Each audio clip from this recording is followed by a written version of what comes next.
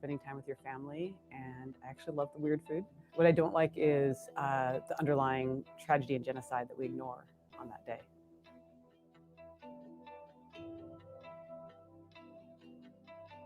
Why do we put our children in costumes of people that showed up and robbed graves and did terrible things and brought disease and just took things, took land from people who were already here? To set up children from the age of preschool to believe that it's right and okay to just take everything is actually truly horrible. It's teaching appropriation from the very beginning. So no wonder, when they get to high school, they think it's fine to wear these headdresses, to wear, things they should not be wearing, and to have these sports names. We start them at the age of 2 with these innocent, sweet Thanksgiving songs, but we create the appropriators of tomorrow.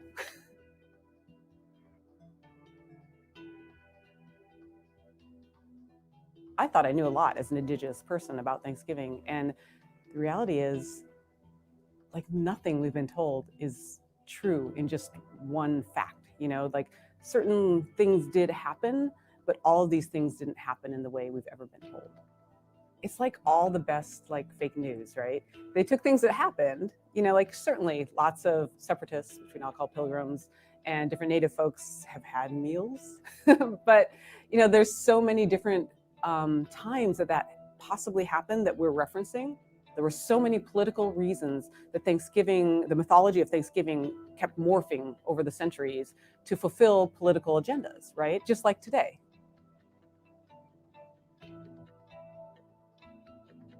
I think the hardest thing for Americans today, and the reason that Native Americans and Native American history and issues get left out so often, is because it hasn't ended. We can point to different things and say we fixed that. We're all still complicit in standing on stolen land. It isn't done. We've actually been told, like my people, for instance, have been told by the Supreme Court, yes, you're right. The government did violate their treaties and this still is your land, yet they just won't give it back. The first step is just to know whose land you're on. You need to know which lands, whose nation you're standing on. Figure out who the Indigenous people are in your land and then start to get to know about them. Start to figure out how you can make reparations. People get really scared when you talk about reparations, but I think there's so many ways that you, with your current resources, can reach out and say, what can I do to be of service? How can I help? Is there anything I have within my means that would be helpful to your people?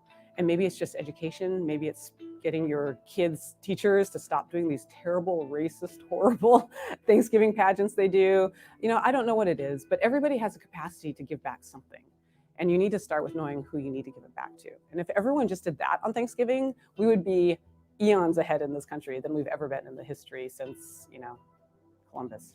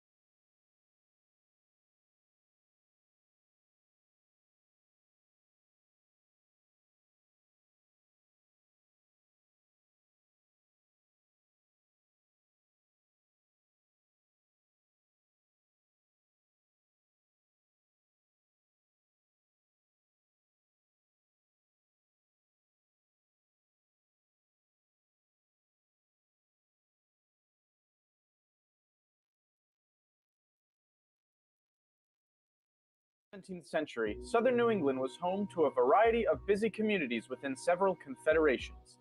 These were the people of the First Light, and they called their home the Dawnland. Political leaders were known as sachems and had been trading with Europeans for over 100 years before the Pilgrims. Relations soured only after deceitful Europeans kidnapped locals to sell as slaves.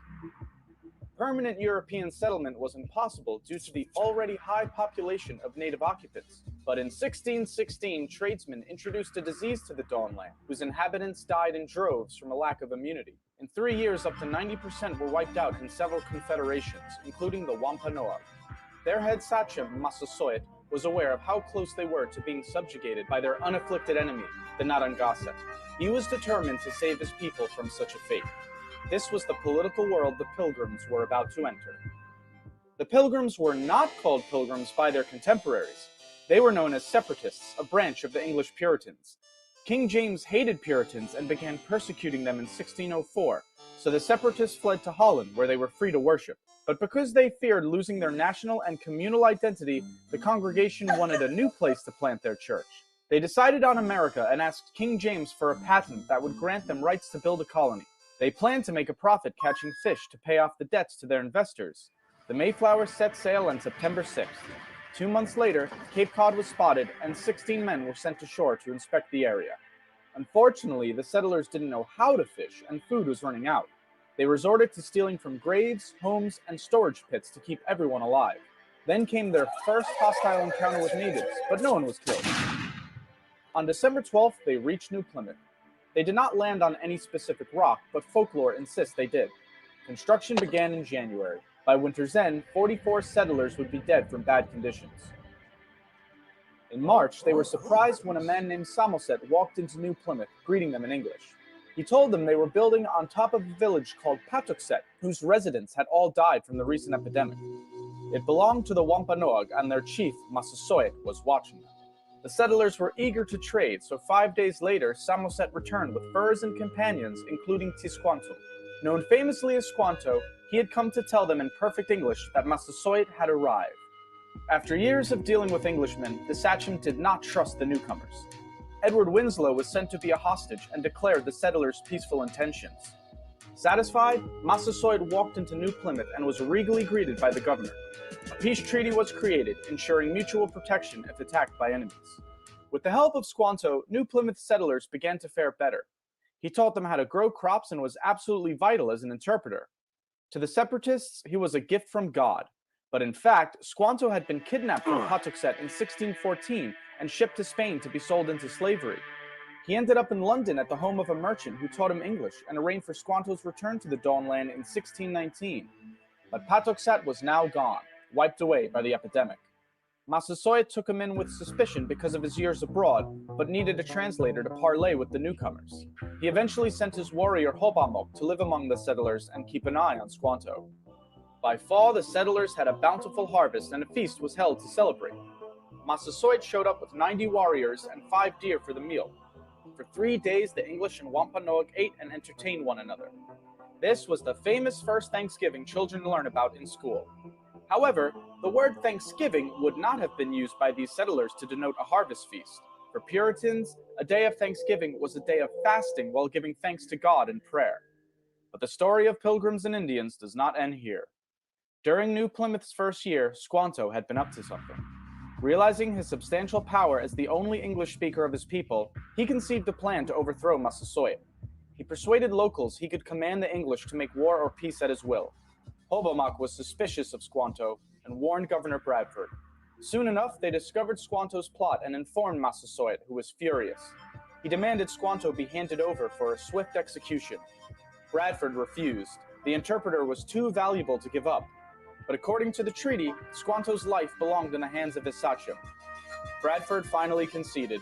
He was about to hand over Squanto when an unidentified ship appeared. The alarm it caused delayed Bradford and worried Massasoit's envoys. Angered and impatient, they left. The ship carried 60 Englishmen planning to build a colony near Boston. They abused the Massachusetts locals, initiating a conspiracy to kill the colonists. Warned about the plot, New Plymouth's leaders launched a preemptive strike to save their impudent countrymen. It bought peace for a time. In that time, more Puritan settlers arrived, soon outnumbering the natives. And while the Pilgrims' Treaty with Massasoit lasted until the sachem's death, other Puritans were not concerned with such alliances. Their fanatic religious principles ensured no peace between the two cultures could last. To Puritans, Native Americans were the other, wild, savage, godless. With such an ideology, the outcome was inevitable. If they did not convert to Christianity and surrender their cultural identity, they had to be eliminated. The first Thanksgiving was a brief moment of harmony between two worlds, but sadly it was short-lived. The capitalist opportunities the Dawnland presented combined with zealous puritanical beliefs, were incentive enough to wipe away the native inhabitants. There is nothing wrong with sharing a feast of thanks with loved ones, but remember the true events that started the holiday, and not the fairy tale.